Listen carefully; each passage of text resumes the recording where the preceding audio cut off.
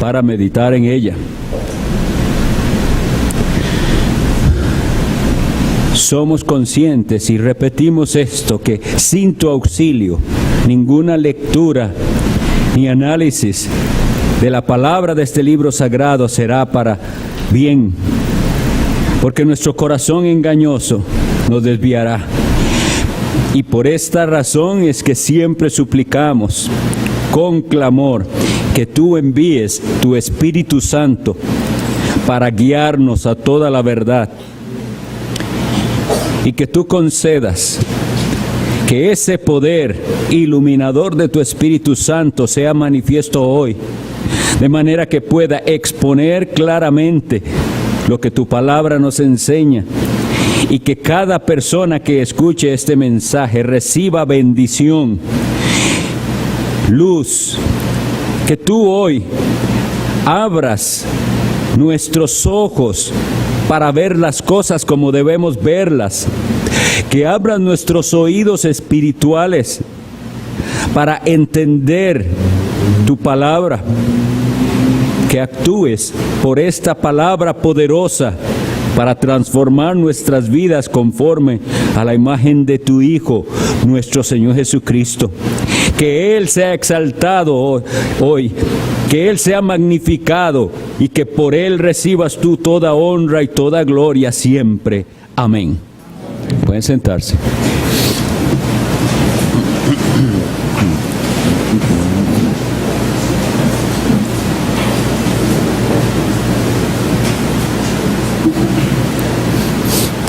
Vamos a la epístola de Judas.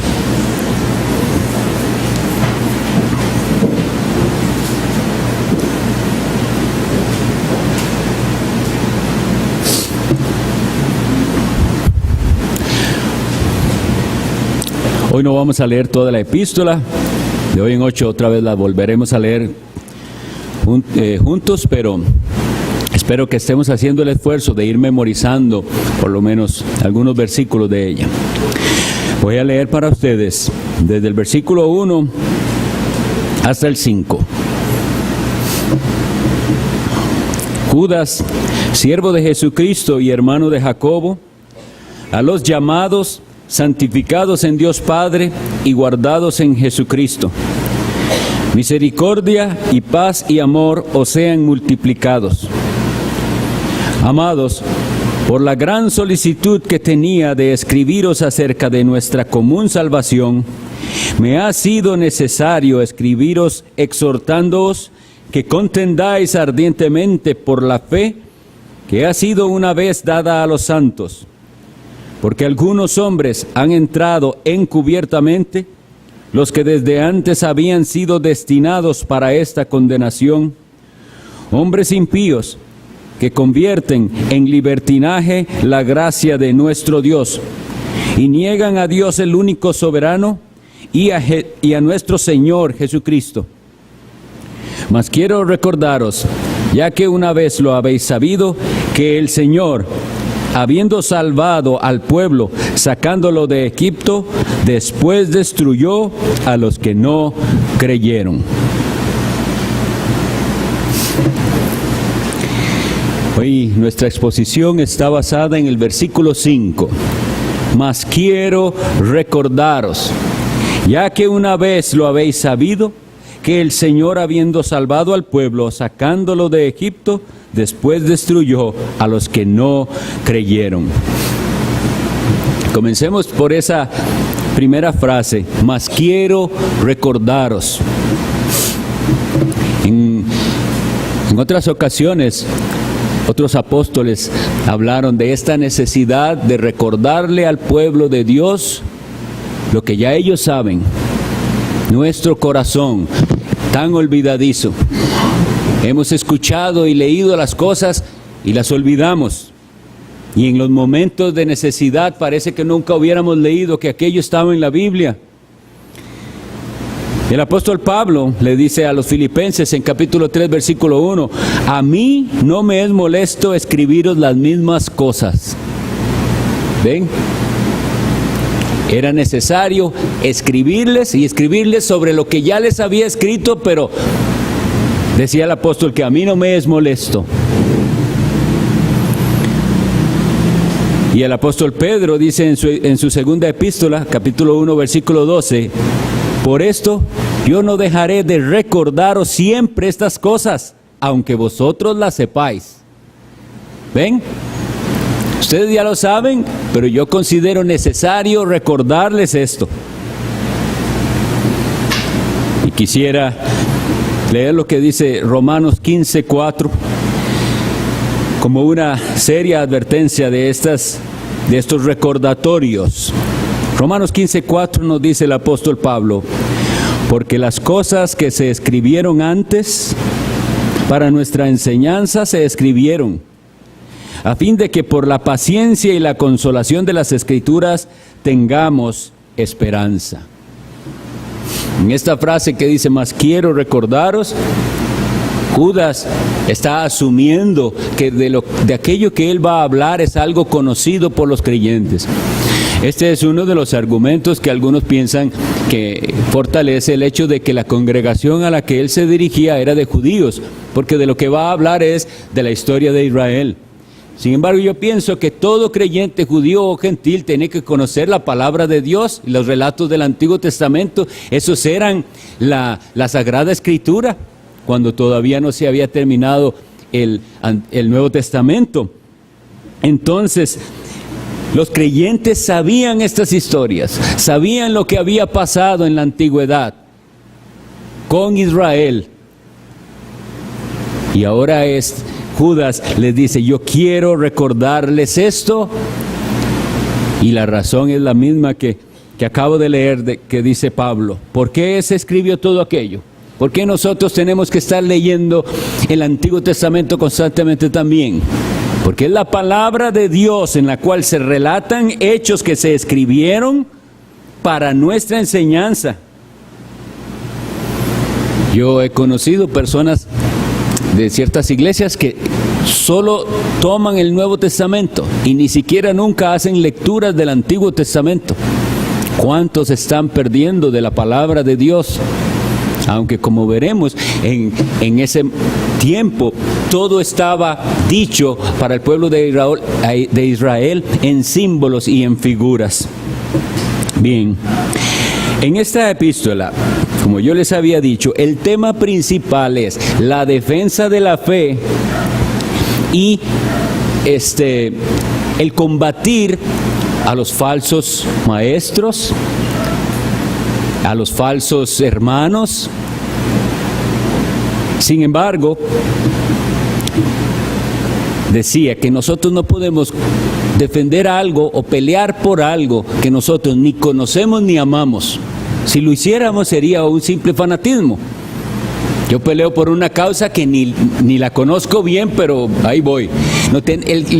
El cristiano pelea con una convicción y con un entendimiento de lo que ha creído, y por eso es que lo defiende. Entonces, por eso es que nos detenemos en cada parte a analizar lo que se nos enseña, porque en todo ello está la fe que nosotros tenemos que ardientemente contender por ella. En cuanto a lo que vimos hoy hace 8, que decía, bueno, más bien las dos exposiciones anteriores eran en el versículo 4, que decía la razón, y él dice, hay gente que se ha infiltrado, hay falsos que tienen enseñanza equivocada y un comportamiento contrario al Evangelio. Ellos abusan con su libertinaje de la gracia de Dios. Ahora él va a dar unas razones y unas explicaciones en 3 ejemplos, y él va a usar en el versículo 5 a hablar de Israel, en el versículo 6 de los ángeles y en el versículo 7 de la ciudad de Sodoma y Gomorra.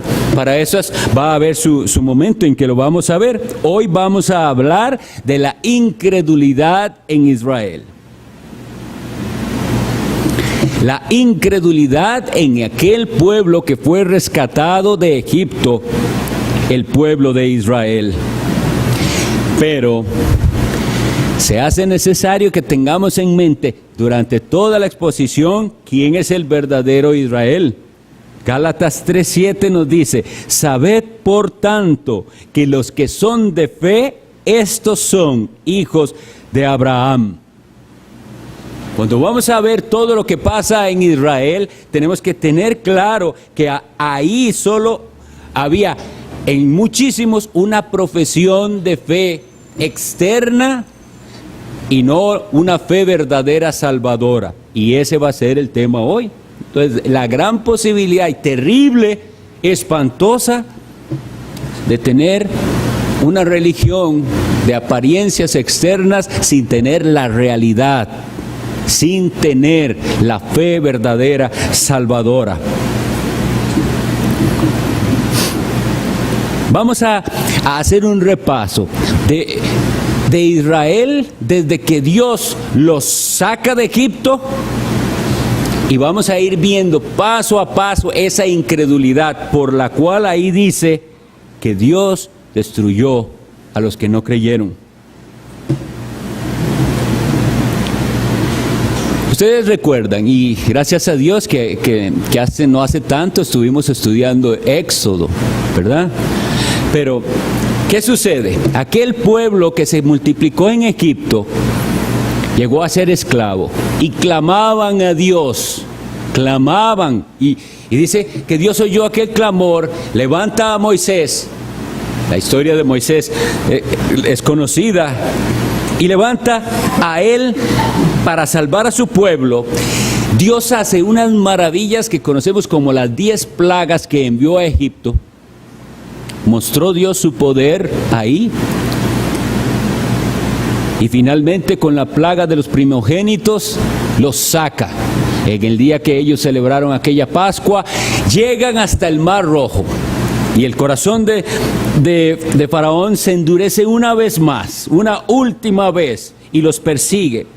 Cuando aquel pueblo que había visto el poder de Dios en las plagas y en todo ese tiempo, llega al Mar Rojo, leemos esto en Éxodo 14:11. Oigan la expresión del pueblo de Israel.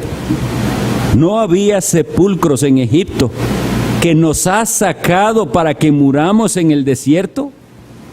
¿Por qué has hecho así con nosotros, que nos has sacado de Egipto? Vamos a ir cronológicamente. Esto está sucediendo recién sacados de Egipto, recién habiendo visto el poder de Dios por no sé cuánto tiempo en las plagas. Llegan al Mar Rojo, ven a los egipcios que vienen detrás, y esta es la primera muestra de ese corazón incrédulo. Y le dicen esto a Moisés: no había sepulcros en Egipto, que nos ha sacado para que muramos en el desierto. Estas son palabras de incrédulos. ¿Cómo responde Dios? Dios abre el mar. Dios abre el Mar Rojo. Algo que impresionante debe haber sido ver eso. 2 paredes de agua y aquel pueblo pasa en seco el Mar Rojo. Dios destruye a Faraón y a toda su caballería en ese mar, y ahí mueren. Una muestra más de ese poder de Dios salvador. Y recién habían cruzado el Mar Rojo y comienza este peregrinaje. Leemos en Éxodo 16:3. Éxodo 16:3. Si tienen Éxodo, ahí lo pueden tener, porque son algunas citas de ese peregrinaje. Vuelven a decirle esto a Moisés: ojalá hubiéramos muerto por mano de Jehová en tierra de Egipto, cuando nos sentábamos a las ollas de carne, cuando comíamos pan hasta saciarnos, pues nos habéis sacado a este desierto para matar de hambre a toda esta multitud. Y este es un reclamo que hacen ellos a Moisés y a Aarón. ¿Cómo responde Dios? Dios da el maná. Ese es el momento en el que Dios dice: les voy a dar pan. Y llueve ese pan del cielo, el maná. Es bueno también que una vez que vamos viendo todo esto, vayamos pensando en los sentidos espirituales de esto, que después vamos a verlo según 1 Corintios 10, pero para que los tengamos presente, rescatados de Egipto, cruzando el Mar Rojo, Dios les da el maná. Y después de que les dio alimento que caía del cielo todos los días, tienen sed y vuelven a su incredulidad. Y dice Éxodo 17:3, otra vez: ¿por qué nos hiciste subir de Egipto para matarnos de sed a nosotros, a nuestros hijos y a nuestros ganados? La queja constante de este pueblo es: así que habían estado esclavizados bajo un yugo pesado en Egipto. Dios viene y los rescata, ahora están quejándose de que por qué Dios hizo eso. Porque la queja era contra Moisés y contra Aarón, pero en realidad era contra Dios, y así se los hizo ver Moisés. ¿Por qué nos hiciste subir de Egipto para matarnos de sed? Un corazón incrédulo y malagradecido. ¿Y qué hace Dios? Dios da agua salida de la roca. Dios hace esto tan maravilloso. Dios le da a ese pueblo agua que salió de una roca. Siguen en el peregrinaje.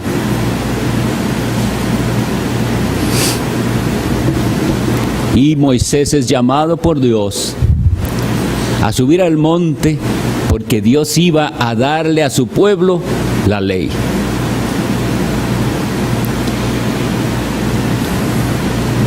Y dice Éxodo 32, ese es un relato de ¿qué hizo el pueblo cuando veían que no bajaba Moisés? Le dijeron a Aarón: haznos dioses. Y se atreven a fundir metal para hacer un becerro de oro.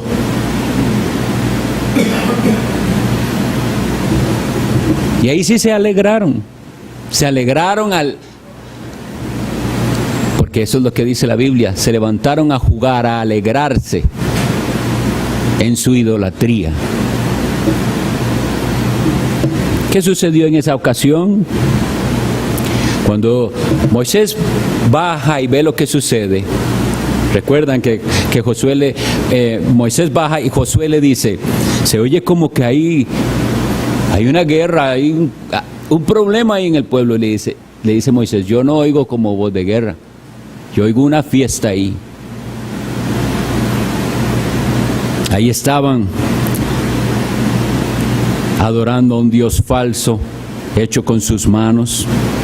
Y continuaron en ello, tanto que Moisés le dice, el que esté por Jehová, vaya y mate, oigan lo que dijo, mate a su pariente, a su papá, a su mamá, a su hermano, al que sea. Y la tribu de Leví hizo esto. Y eso es por lo que Dios los escogió y los apartó. Y ellos mataron a sus propios hermanos idólatras, 3,000 de ellos. Comenzamos a ver el juicio de Dios sobre los incrédulos.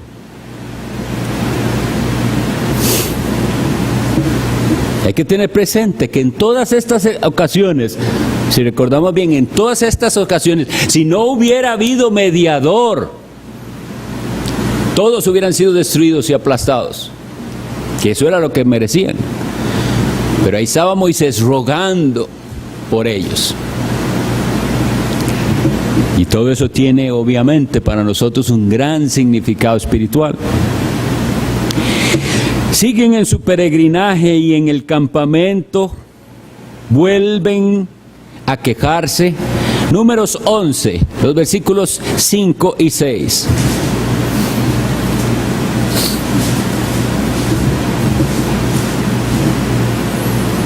Nos acordamos del pescado que comíamos en Egipto de balde. Oigan la mentira. De los pepinos, de los melones, los puerros, las cebollas y los ajos. Pero Estas palabras duelen, tener que leer esto, que dijeran esto. Oiga, y ahora nuestra alma se seca, pues nada sino este maná ven nuestros ojos.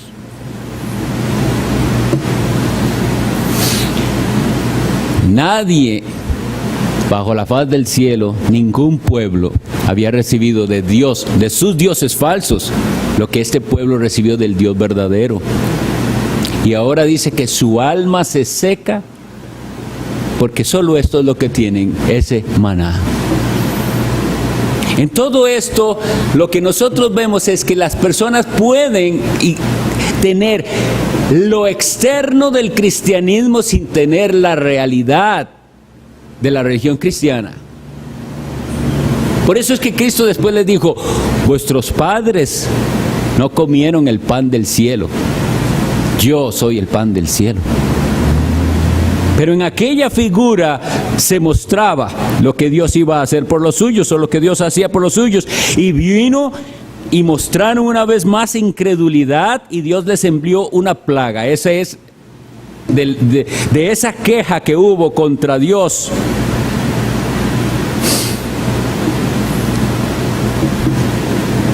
Queremos carne, dijeron. Y Dios les dijo: voy a darles no para 1, ni 2, ni 3 días, sino hasta que para que la devuelvan de tanta carne. Dios envió un juicio también. Y ahí sigue. Se llegan por primera vez a acercar a la tierra de Canaán. Voy a leer para ustedes Números 14, los versículos 2 al 4.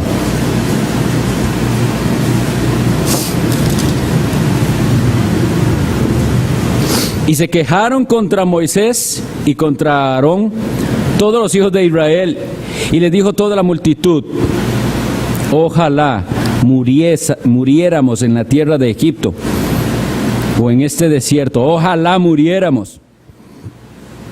¿Y por qué nos trae Jehová a esta tierra para caer a espada, y que nuestras mujeres y nuestros niños sean por presa? ¿No nos sería mejor volvernos a Egipto? Y decían el uno al otro: designemos un capitán y volvámonos a Egipto. Esto es tremendo leerlo. Lo hemos leído, pero cada uno lo lee y esto es tremendo. Todo lo que Dios ha hecho por ellos, y ahora están diciendo que es preferible volver a Egipto y que van a elegir a alguien para que los dirija de regreso a Egipto. Bueno, los espías eran 12, solo 2 de ellos fueron fieles a Dios y creyentes, Josué y Caleb. A los otros 10 Dios los mató con plaga. Luego ellos se empecinan en decir, así que habían ofendido a Dios de esta manera, que sí, que ellos van a ir a pelear como Dios les había mandado, y ya Moisés les dijo: no vayan, Jehová no está con ustedes, ya no vayan. Dios envía su juicio y son derrotados en Horma. Y el castigo de aquella generación incrédula fue: ni uno solo de ustedes va a entrar en la tierra que yo prometí. Sus hijos la van a heredar, pero ustedes no van a entrar. ¿Por qué hemos hecho todo este repaso? Porque aquí estábamos leyendo: mas quiero recordaros, ya que una vez lo habéis sabido, que el Señor, vean qué interesante aquí, dice el Señor, está hablando de Cristo. Cristo fue el que por mano de Moisés rescató de Egipto a este pueblo. Habiendo salvado al pueblo, sacándolo de Egipto, después destruyó a los que no creyeron. Entonces vamos a volver a hacer ese repaso y a ver cómo lo expone el apóstol Pablo en 1 Corintios 10. Precioso es entender que la Biblia se explica a sí misma. Y que nosotros vamos a otra parte de la Biblia y que esa otra parte de la Biblia nos da más claridad y entendimiento de lo que estábamos estudiando. Primero a los Corintios 10, del 1 al 12.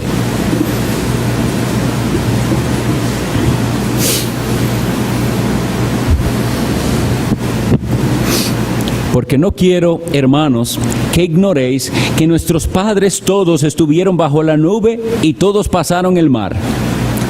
Y todos en Moisés fueron bautizados en la nube y en el mar. Y todos comieron el mismo alimento espiritual. Y todos bebieron la misma bebida espiritual. Porque bebían de la roca espiritual que los seguía. Y la roca era Cristo. Pero de los más de ellos no se agradó Dios, por lo cual quedaron postrados en el desierto. Mas estas cosas sucedieron como ejemplos para nosotros, para que no codiciemos cosas malas como ellos codiciaron, ni seáis idólatras como algunos de ellos. Según está escrito, se levantó el pueblo a comer y a beber y se levantó a jugar. Ni forniquemos como algunos de ellos fornicaron y cayeron en un día 23,000. Ni tentemos al Señor como también algunos de ellos le tentaron y perecieron por las serpientes. Ni murmuréis como algunos de ellos murmuraron y perecieron por el destructor. Y estas cosas les acontecieron como ejemplo y están escritas para amonestarnos a nosotros, a quienes han alcanzado los fines de los tiempos. Así que el que piensa estar firme, mire que no caiga. En referencia al versículo que habíamos leído en el anterior, al 4, recuerden que estos falsos están convirtiendo la gracia de Dios en libertinaje. Entonces, Judas está mostrando que con Dios no se juega, que habiendo sacado a Israel de Egipto, a ese montón de incrédulos, Dios los destruyó. Y entonces Pablo nos dice lo mismo. Les voy a dar el ejemplo de todo lo que pasó con Israel y cómo todos ellos tuvieron participación externa como pueblo de Dios y sin embargo Dios destruye a los incrédulos. Y la exhortación que hace es: esas cosas sucedieron como ejemplos para nosotros, para que no codiciemos cosas malas. Es decir, si los falsos maestros venían diciendo ya somos salvos por gracia, y vivían en codicia, entonces había que recordarles: no, si usted vive en el pecado de codicia y no se arrepiente por ese pecado, usted se va a condenar, porque Dios castigó a los codiciosos. No, si usted está cayendo en idolatrías, de las cuales incluso el apóstol Pablo nos dice que la avaricia es idolatría, no crea que usted puede seguir su vida como un avaro y heredar el reino de Dios. No se puede. Y la inmoralidad sexual, dice, Dios no la perdonó allá, ni la va a perdonar ahora. Pensar que la gente puede ser cristiana y a la vez avara, codiciosa, fornicaria, idólatra, es no entender el evangelio y es pervertir la gracia de Dios y convertirla en libertinaje. Y aún más dice: ni murmuréis.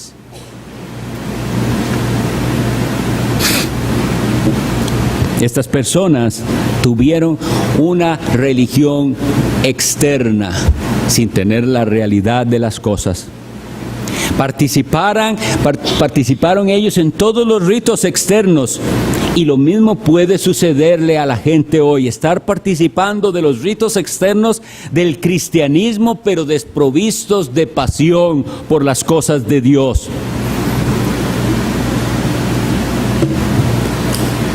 Dios, por medio de todo aquello, después él mismo le dice al pueblo el propósito de tanta cosa que pasó a Israel. Quisiera leer para ustedes el capítulo 8 de Deuteronomio. Versículo 2.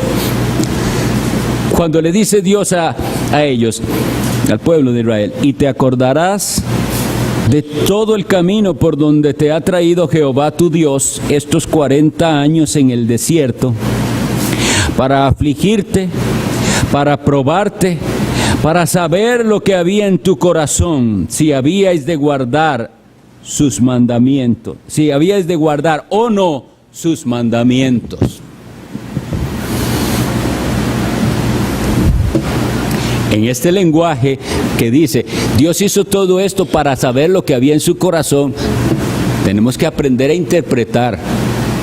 Dios no necesita eso para saber, Dios todo lo sabe desde antes y desde siempre. Pero a través de esas situaciones se descubre lo que hay en nuestro corazón. Con esas situaciones Dios mostró lo que ellos eran. Con todo esto que nosotros hemos visto, de lo cual siempre digo, cuidémonos de no decir, qué bárbaros los israelitas. No, con todo eso se muestra cómo es el corazón humano, cómo es nuestro corazón si está desprovisto de la gracia de Dios. Somos nosotros los que tenemos, a través de todas esas situaciones diversas, que darnos cuenta de cómo es nuestro corazón. En situaciones de dificultad, de carencia, de tribulación, de verdaderos problemas. Oigan, de verdaderos problemas es cuando se muestra quién es usted. Sale a lucir la realidad.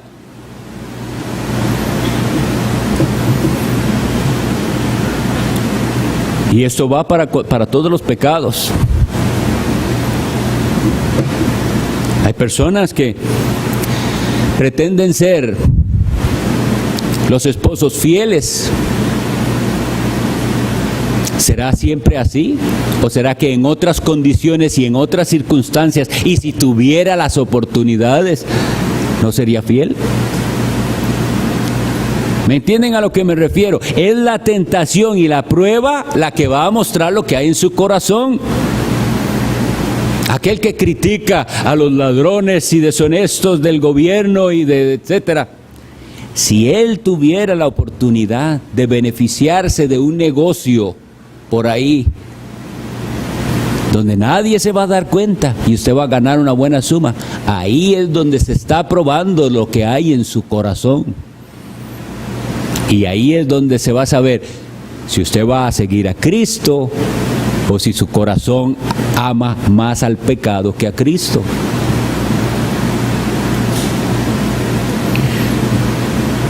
Para los que no han estado en vicios o en adicciones que esclavizan, es fácil criticar a otro.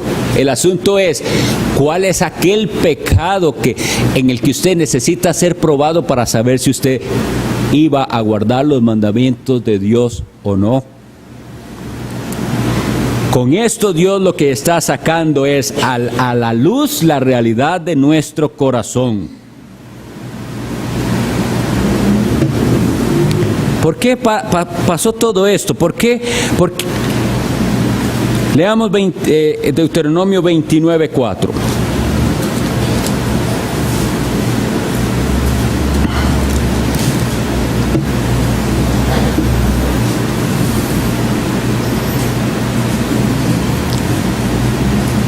Pero hasta hoy, dice Moisés al pueblo, pero hasta hoy Jehová no os ha dado corazón para entender, ni ojos para ver, ni oídos para oír.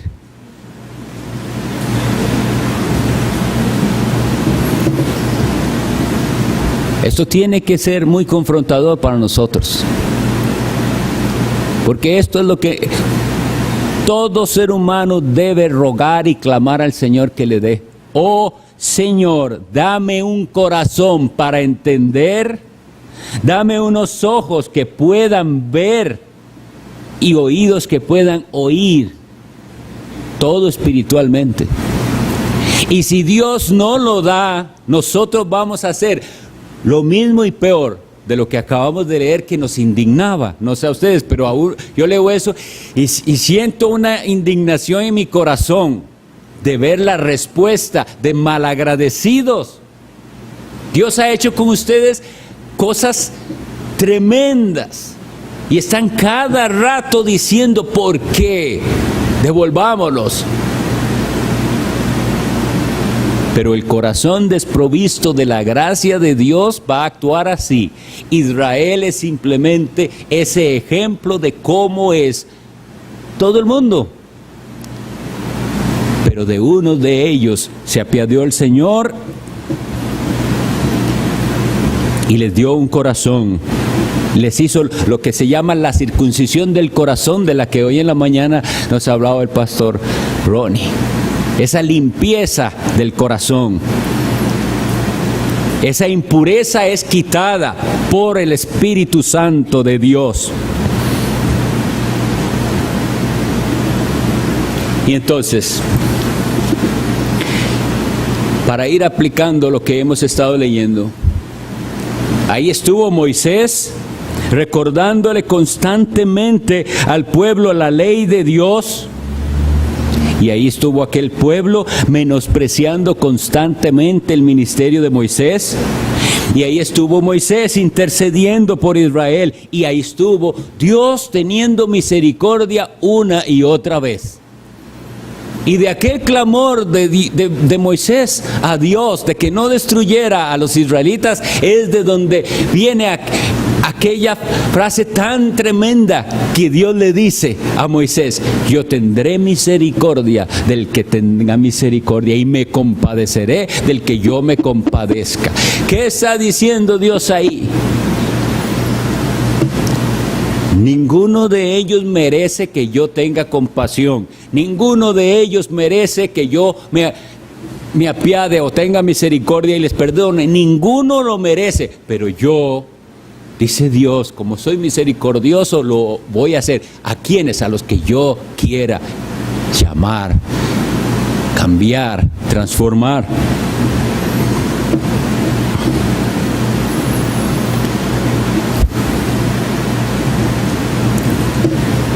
Hoy nosotros vivimos en una época muy triste porque son tantísimos y tantísimos las personas que dicen ser cristianos y han tomado la gracia de Dios y la han convertido en libertinaje, que no hay una diferencia real, notoria, entre el que se llama pueblo de Dios o cristianos y el mundo. Y nosotros tenemos que con este mensaje de Judas decir, no puede ser así, porque esas actitudes muestran la incredulidad del corazón. Volvamos a esas dos características de los falsos. Decía, número uno, sus enseñanzas, y estuvimos viendo que era la doctrina de Cristo.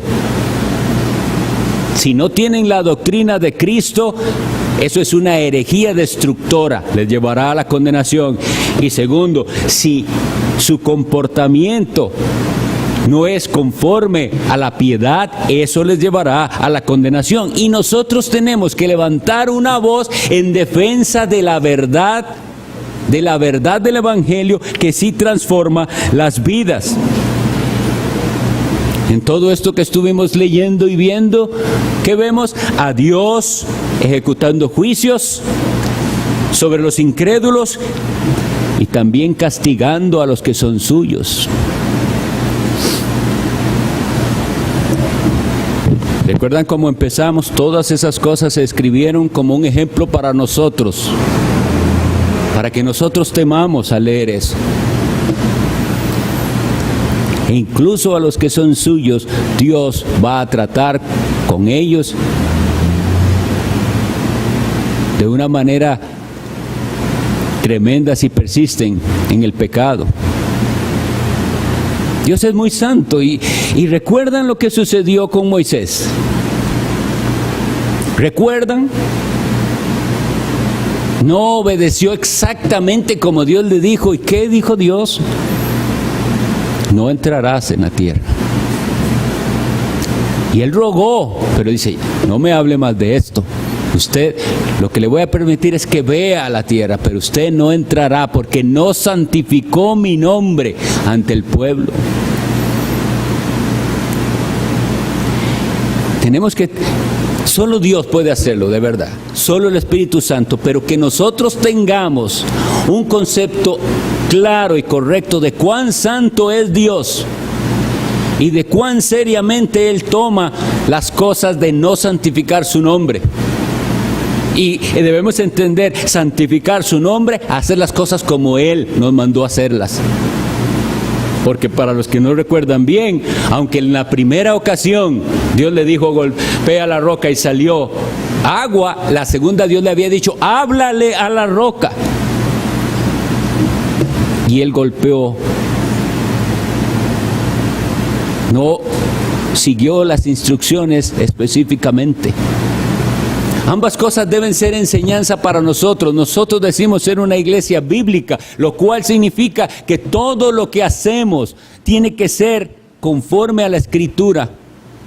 Y que si nosotros encontramos que tenemos alguna práctica que no corresponde a la Escritura, debemos estar dispuestos a quitarla.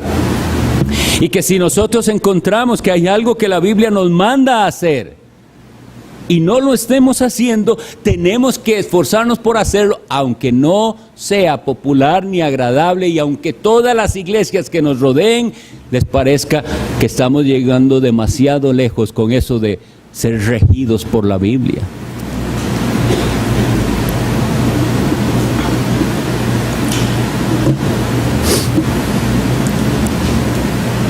La incredulidad es el obstáculo para el perdón.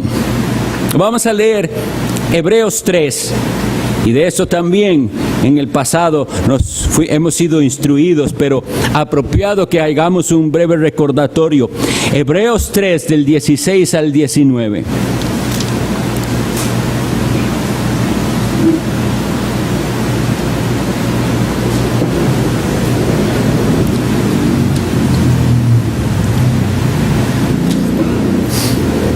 ¿Quiénes fueron los que habiendo oído le provocaron?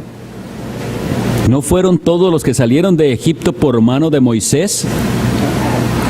¿Y con quiénes estuvo él disgustado 40 años? ¿No fue con los que pecaron, cuyos cuerpos cayeron en el desierto? ¿Y a quiénes juró que no entrarían en su reposo, sino a aquellos que desobedecieron? Y vemos que no pudieron entrar a causa de incredulidad. No pudieron entrar a causa de incredulidad. La posibilidad de que gente esté viniendo a la iglesia y se siente domingo tras domingo a escuchar sermones y a participar con el pueblo de Dios, pero continúe con un corazón incrédulo, está ahí esa posibilidad. Es horrible pensarlo y queremos pensar que no, que todos los que venimos aquí, todos somos verdaderos creyentes, todos reconocemos a Jesucristo y tenemos una relación verdadera con Él, pero no es la realidad. Hay gente que no cree. Y cuando decimos no cree, es no cree a las palabras de Dios. Y cuando ven a otros que sí han sido impactados por el poder del Evangelio, en sus corazones piensan que tal vez es una emoción pasajera, que a mí no me tiene que pasar eso, yo estoy bien así, porque se han acostumbrado a la... y tienen suficiente con esa parte externa de la religión, que es venir a la iglesia, cantar, leer la Biblia a veces, dar ofrendas tal vez.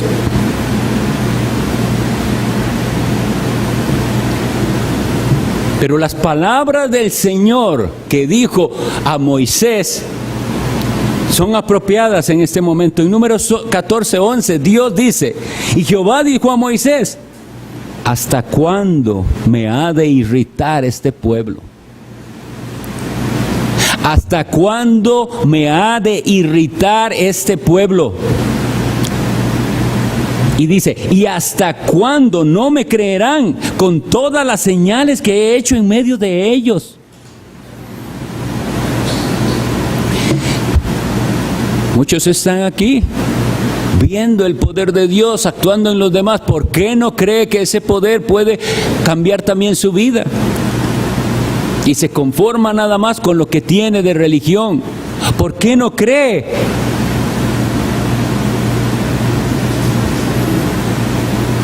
No pudieron entrar a causa de incredulidad. Y Dios jura, no entrarán en mi reposo. No hay salvación para el incrédulo. Ahora, es bueno que aquí, concluyendo, hagamos una diferenciación entre el Israel y la iglesia del Nuevo Testamento, o el Israel de Dios. Es bueno que en este momento repasemos esas cosas que nos han sido enseñadas también. Algunos toman como argumento esto que hemos leído y esto que en lo que hemos reflexionado para pensar que la iglesia es un pueblo mixto, así como Israel. Todos ellos eran Israel, todos fueron bautizados en la nube y en el mar, todos comieron del maná, todos tuvieron la participación de los sacramentos de aquella era, ¿verdad? Pero había incrédulos, que eran la mayoría, según lo que leímos, ¿verdad? De los más de ellos no se agradó Dios. Y entonces quieren pensar que así es la iglesia también, un pueblo mixto de incrédulos y creyentes. Pero yo creo que aquí Judas nos da la clave de la diferencia. En el versículo 4, porque dice, porque algunos hombres han entrado, ¿cómo? Encubiertamente. Los incrédulos dentro de la iglesia del Señor es porque entraron encubiertamente. No podemos aceptar gente de la cual no podemos estar seguros o tener una profesión creíble de fe. No, si entran es que entraron encubiertamente. La función pastoral es impedir al máximo que alguien que no ha tenido una experiencia de conversión, que no ha nacido de nuevo, que no tiene al Espíritu Santo, que no camina con Dios, no debe entrar. Si entró, entró encubiertamente, como Simón el mago, recuerdan, que fue bautizado y después se mostró con sus palabras y sus intenciones que él era falso. Y esta aclaración la haga por lo mismo. No, todo eso se escribió para que nosotros entendamos. No, pertenecer a la iglesia no salva a nadie. Si usted logró infiltrarse, si usted logró camuflarse como si fuera un verdadero creyente y fue aceptado en la membresía de la iglesia, sepa que pertenecer a esta iglesia no le hace salvo. El Señor destruye a los incrédulos, a los que no creen a sus palabras.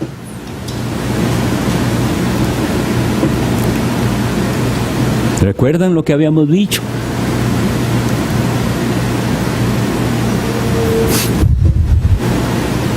El que cree en el Hijo tiene la vida. Y el que no cree ya ha sido condenado porque no ha creído en el unigénito Hijo de Dios. Esa es la condenación, que la luz vino al mundo y los hombres amaron más las tinieblas que la luz, porque sus obras eran malas. ¿Cuáles son esas obras suyas a las que se está aferrando y no quiere dejar? Obras malas que la luz expone, pero que usted no quiere traerlas en arrepentimiento y fe.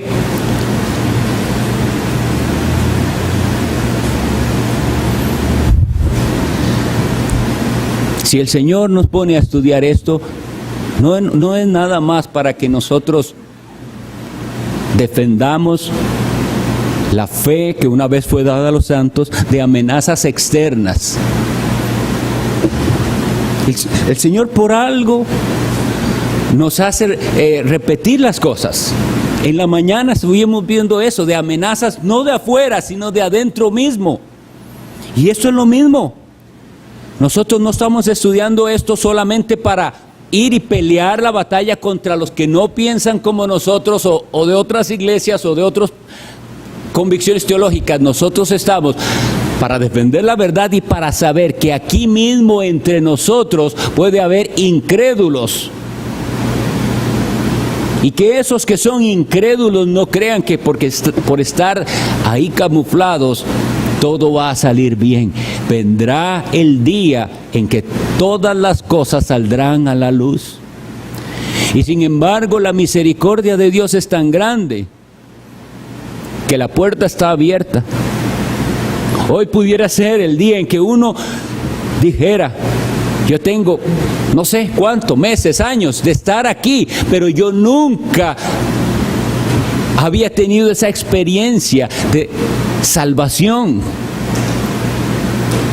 de veras ver a Cristo como tengo que verlo, como mi Señor, como mi Salvador, como el único que puede limpiar mi corazón sucio, mi corazón malo, para que después también tenga la esperanza de recibirle cuando Él venga. Hay gente que piensa que es normal, por ejemplo, tenerle miedo a la muerte. No debe ser así.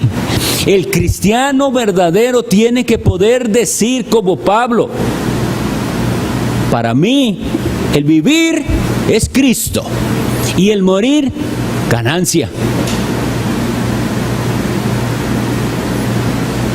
¿Por qué es ganancia? Porque vamos a estar con Cristo.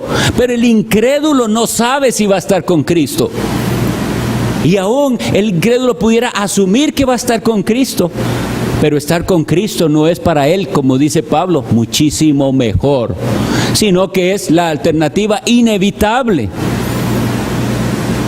Bueno, hay que morir. Y he hecho todo lo posible para que cuando muera vaya al cielo, así pudiera pensar alguien. Pero igual hoy vimos, nada de lo que usted pueda haber hecho le puede llevar a Dios, solo Cristo. Mas quiero recordaros, ya que una vez lo habéis sabido, que el Señor, habiendo salvado al pueblo sacándolo de Egipto, después destruyó a los que no creyeron. Que no sea usted de los que el Señor va a destruir, sino de los que el Señor va a levantar con Él. Vamos a orar.